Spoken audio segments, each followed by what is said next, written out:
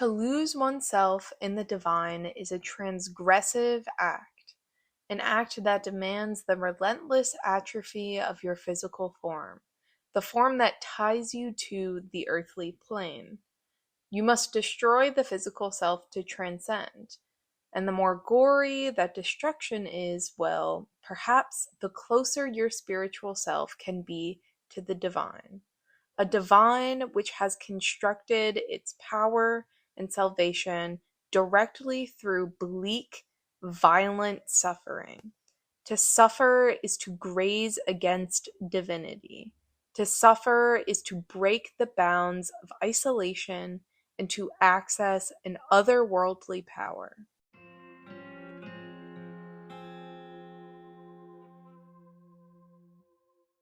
As someone who studies the medieval period and is constantly fixated on discussing the dimensions of horror within medieval art and literature, the place that I have found, indeed the most grotesqueries, is within the theological thinking of early Christianity. And it is to no one's surprise that, due to this, I'm a big fan of Pascal, Laugier's Martyrs, and Rose Glass's Saint Maud.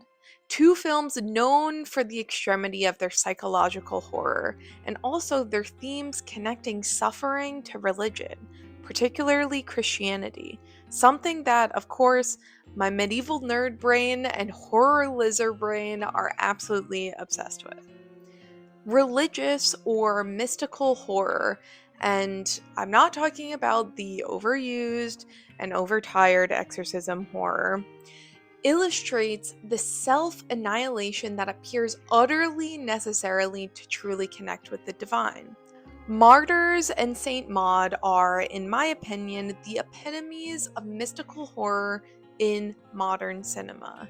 Films that are not afraid to showcase transcendence that comes from incessant suffering, to make us ponder deeply what it means to suffer as humans and that transcendence, and how mystical thinking can often lead to gruesome body horror.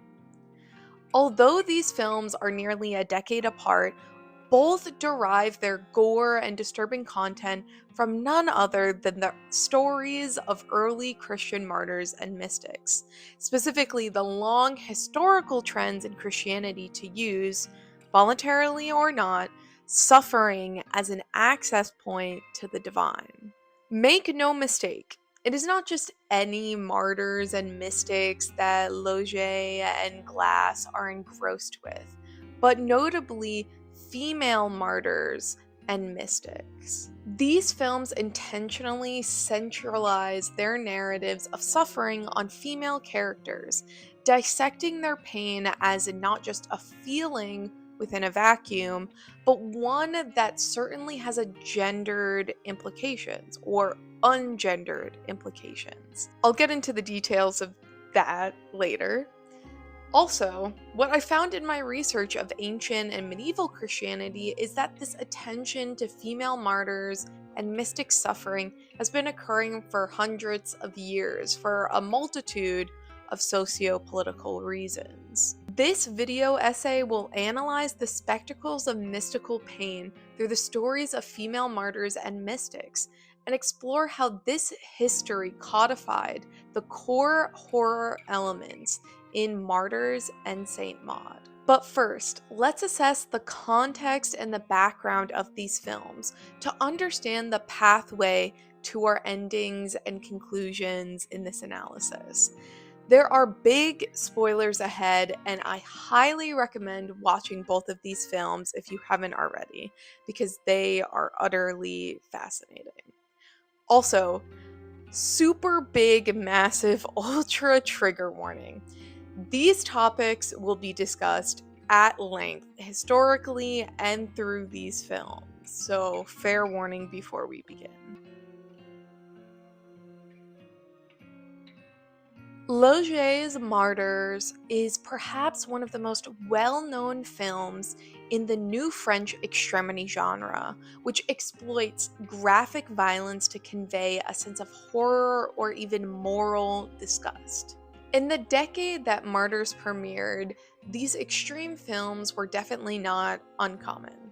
The Saw franchise saw great mainstream popularity during this era, and maybe one of the more controversial torture films, Hostel, also saw success during this time. Although Hostel, I will say, is not one of my favorite films for its thematic blandness, let's just say. And that's a hot take that you can fight me about in the comments. Laugier himself describes Martyrs as an attempt to create an anti-Hostel. The film is only really about the nature and meaning of human suffering. I mean, the pain we all feel on a daily basis, in a symbolic way. Laugier said his intention with Martyrs was to make a film that would be transgressive even for hardcore fans, not simply to make a horror film for horror fans. Transgressive in the sense that the intense violence was directed at the suffering and not pain and catharsis, and transgressive in the way it maintained its thematic ambiguity. Laugier's intentions behind the film clearly align with what I have mentioned thus far about mystical suffering in Christianity. You see, Christianity, through the figure of Christ and his suffering and crucifixion, innately hinges itself on suffering. And to suffer is to be like the image of the divine. As Latin says, imitatio Christi, or an imitation of Christ, which is a motto that many mystics live by in order to do many things like charity or torturing yourself. So I've given you a lot of context about Martyrs, but let's do a quick summary just to recap for the purposes of this essay. Okay, before you guys clown on me in the comments, which I know you will, and that's okay. People, public figures, if you're putting yourself out there in the public, you deserve to get clowned. I refer to Anna as Anna throughout this video essay. The French don't pronounce it like I do, but I'm not French. I'm a dirty American. Martyrs begins following a young girl named Lucy escape from what is undeniably a torture dungeon. At the orphanage that Lucy is sent to, she continues to experience hyper-realistic visions of a woman she left behind in the abandoned warehouse. However, another girl named Anna at the orphanage takes it upon herself to care for Lucy, which she does into their adulthood. Though as adults, Lucy takes on an obsessive journey of revenge and tracks down the couple that tortured her as a child. And Lucy murders them and their children brutally in a beautiful upper-class home. Despite Anna's attempts to clean up and take care of Lucy, Lucy ends up dying, ambiguously either by the woman from her visions or by her own hand.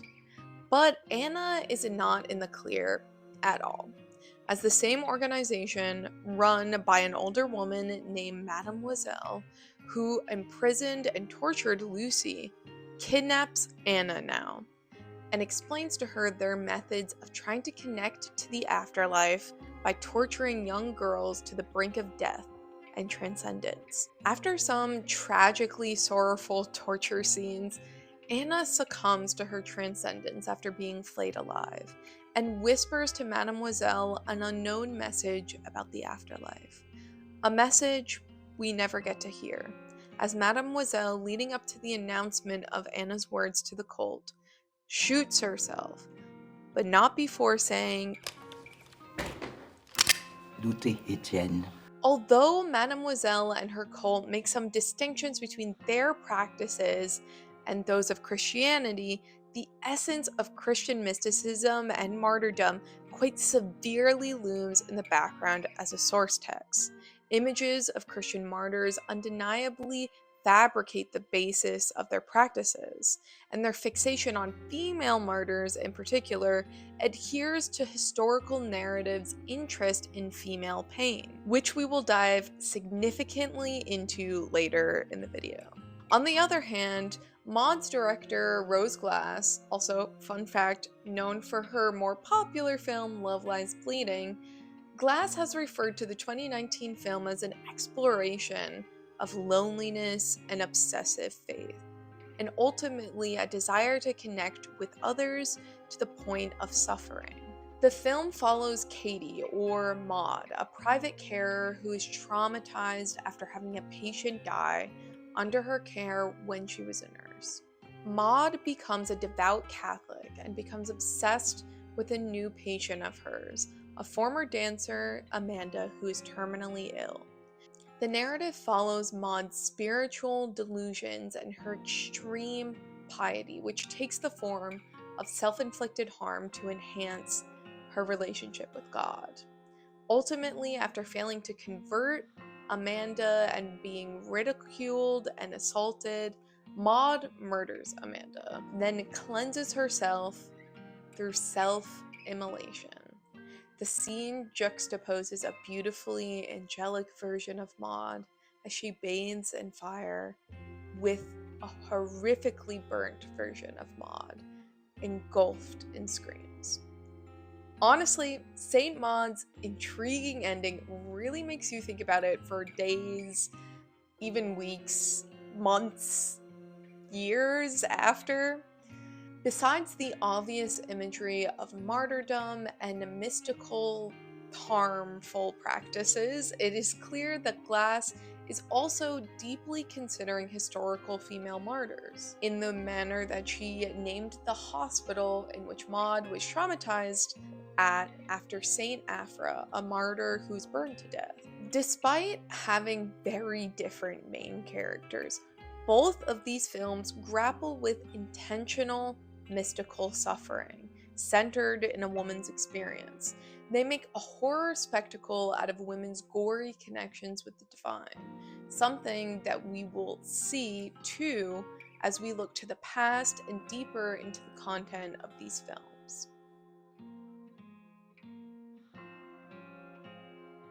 In both these films, the main characters undergo a journey of transcendence, unwillingly or not, enduring an unbelievable amount of bodily destruction and pain to have an ambiguous and an intangible melding with the divine. In pre-modern Christian theology, pain was not as stigmatized negatively as it is today. Pain was considered to have a multitude of uses, many of them positive.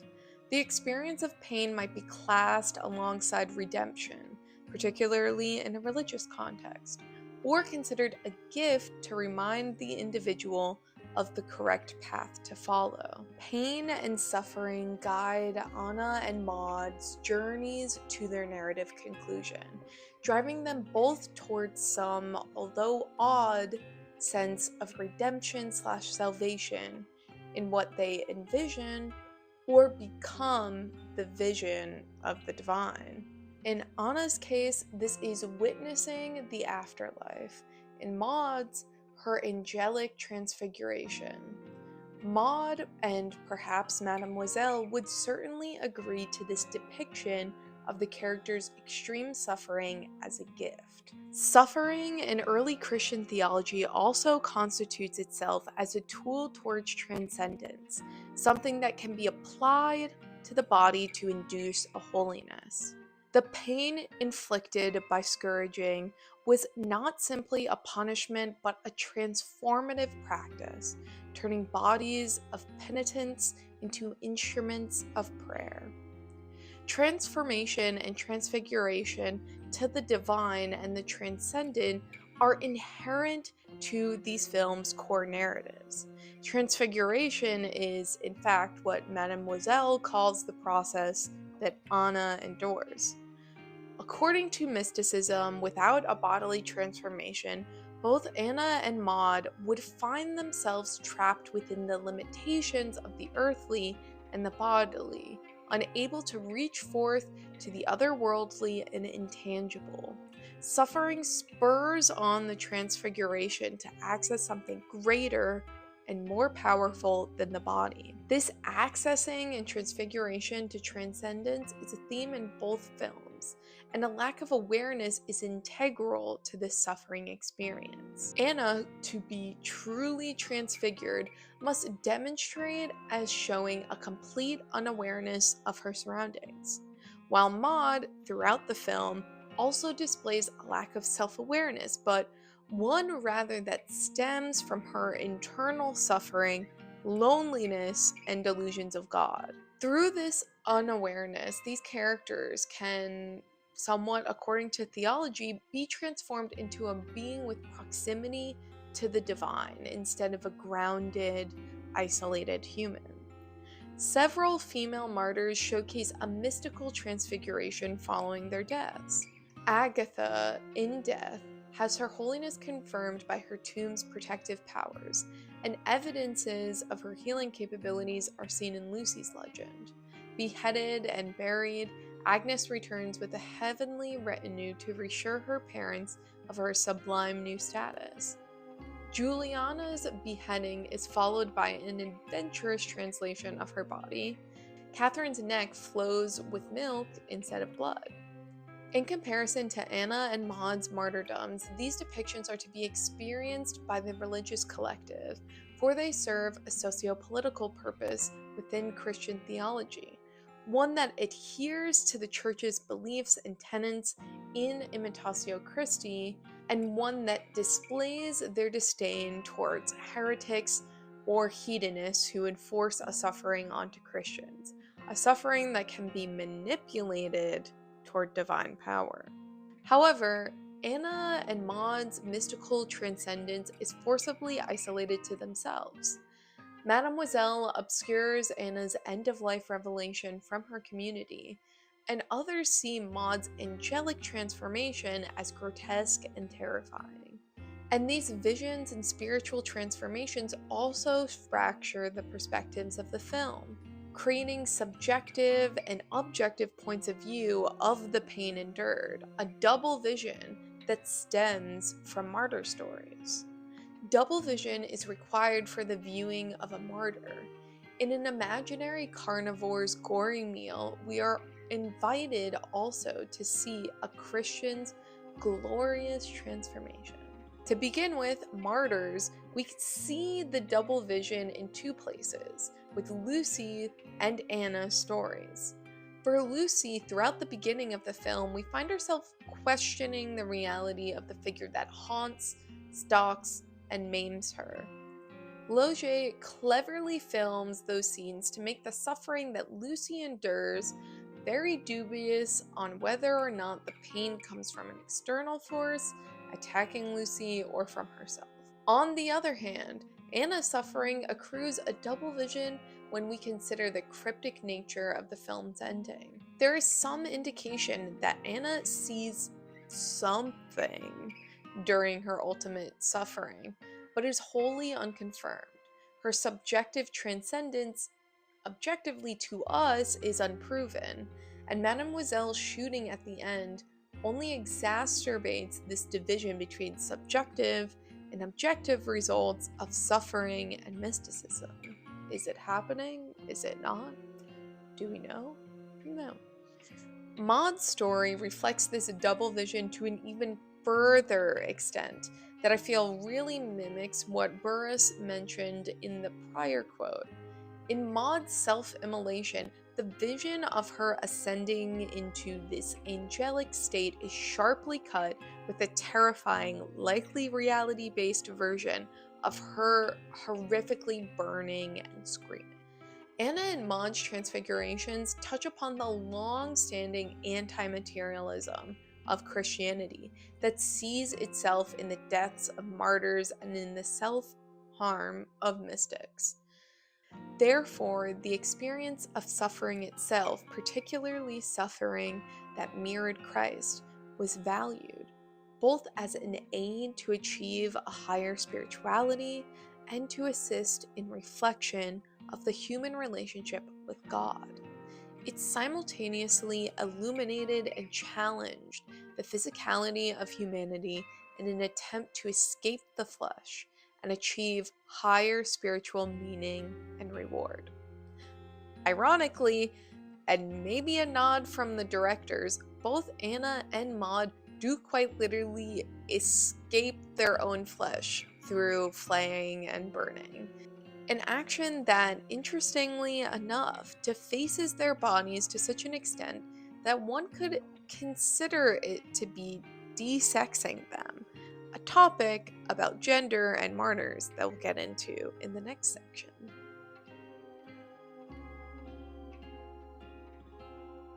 Medieval mystics who were women often took great pains to, hurt themselves.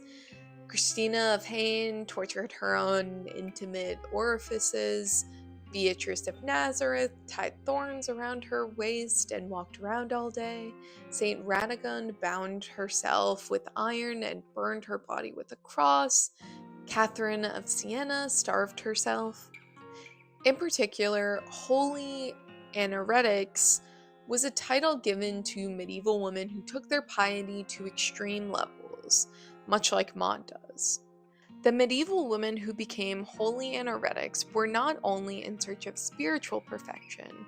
Through their individualized quest for purity of mind and body, they might attain a direct connection with God. There are repeated references throughout Holy Anorexia to the saintly woman seeking union with God.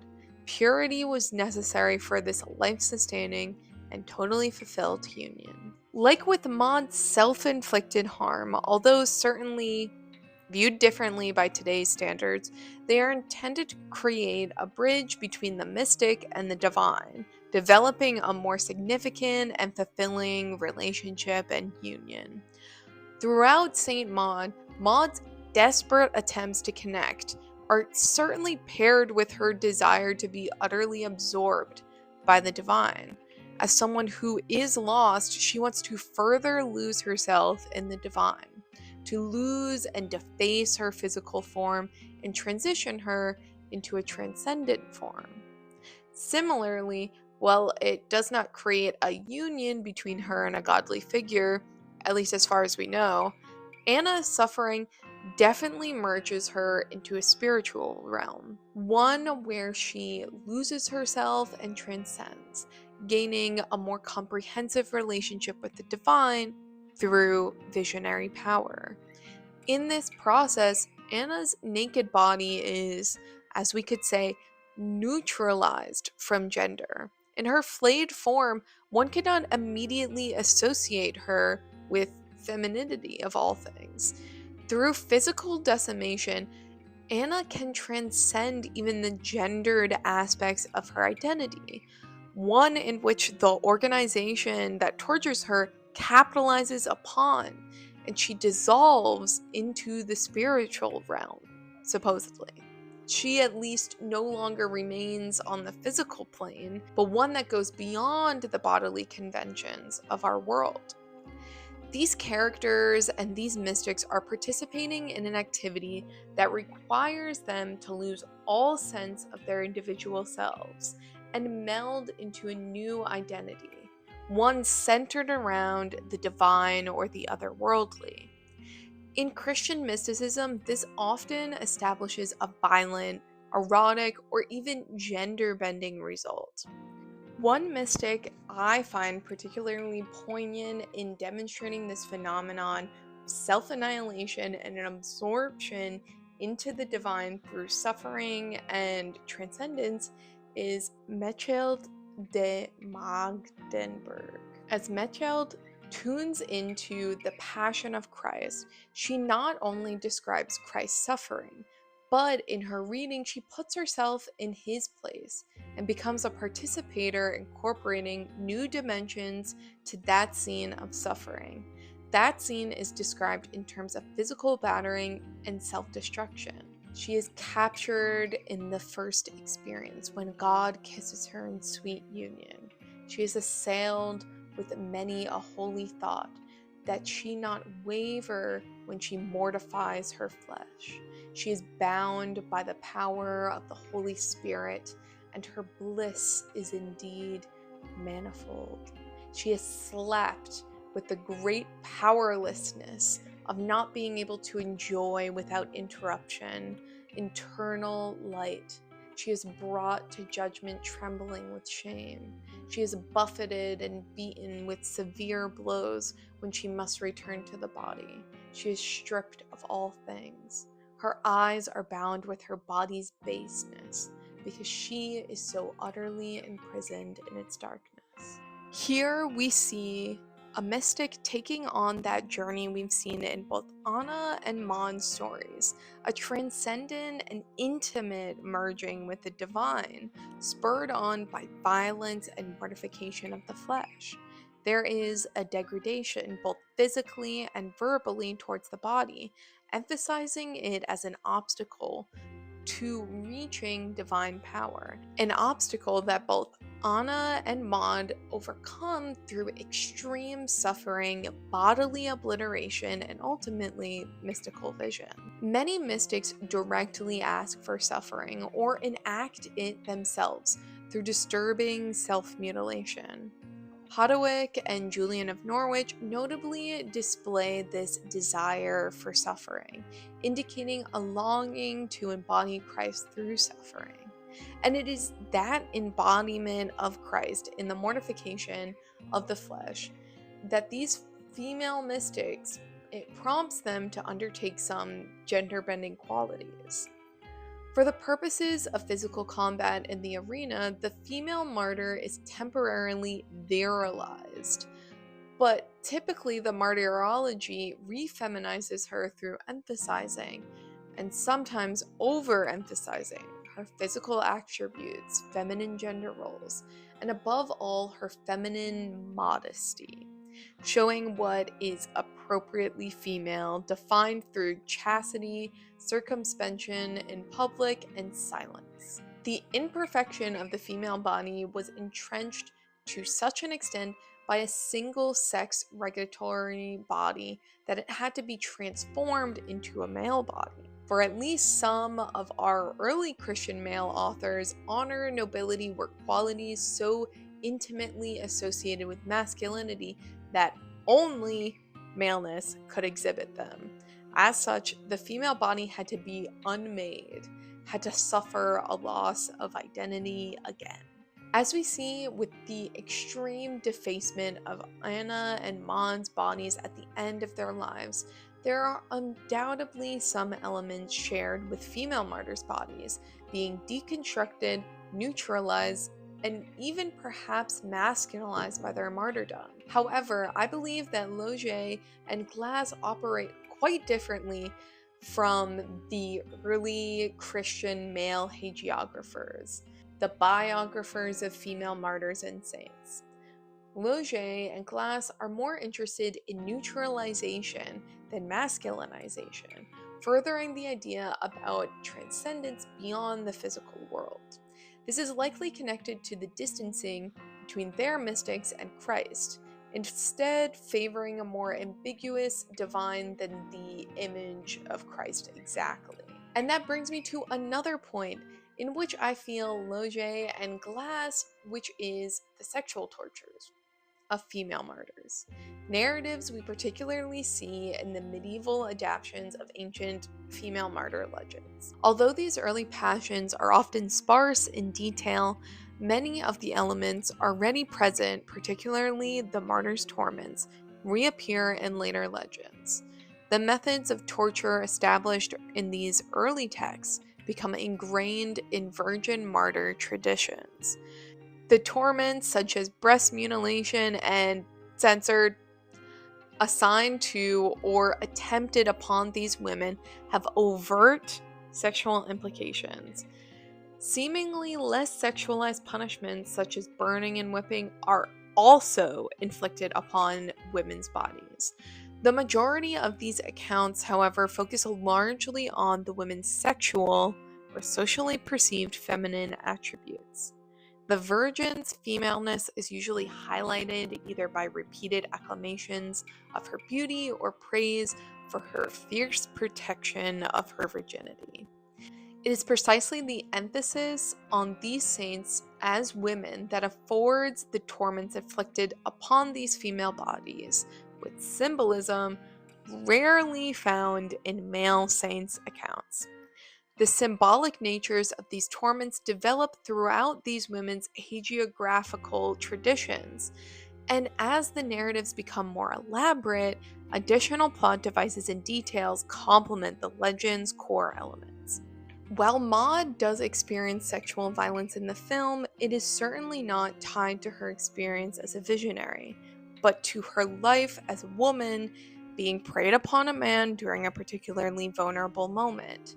This violence does not entirely contribute to her religious identity or martyrdom as it does for these sexualized historical martyrs, who are only provided priestly power when they endure and die amidst more extensive torture than some of their male martyr counterparts. And their male mystical counterparts don't need to die to gain the same priestly power.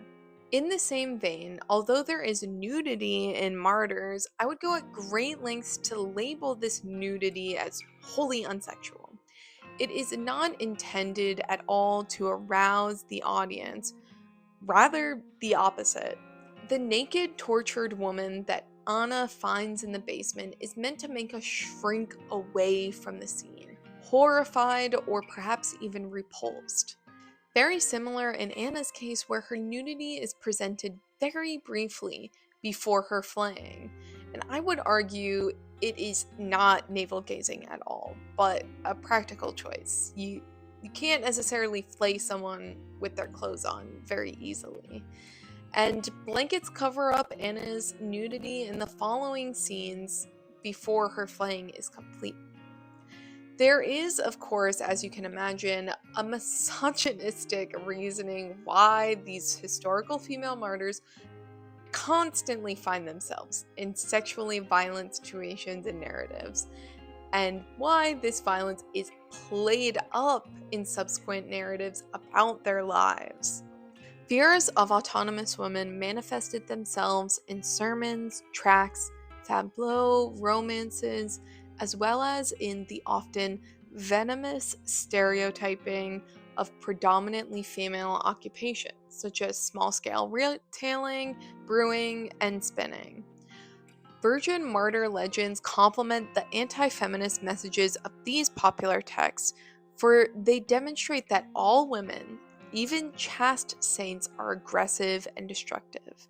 It is, I suspect, no coincidence that as the virgin martyr became more domineering in the late 13th century, the tortures inflicted upon her became more brutal, or at least the descriptions of her ordeals became more graphic.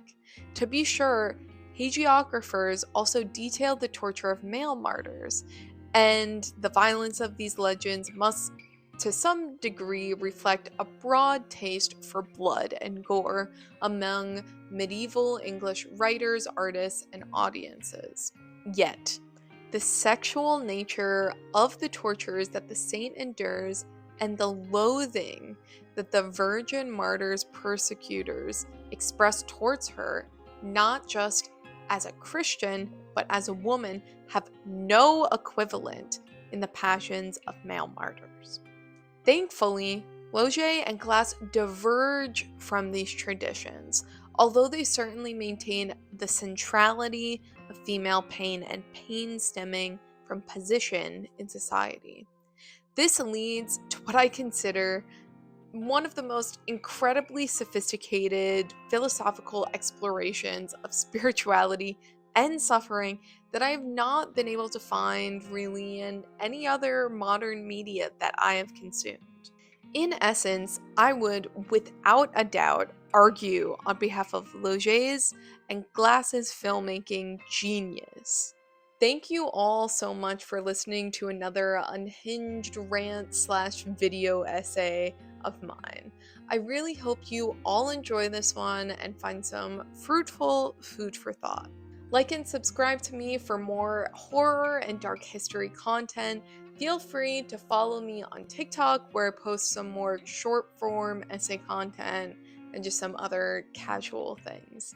Also, let me know what you think down in the comments.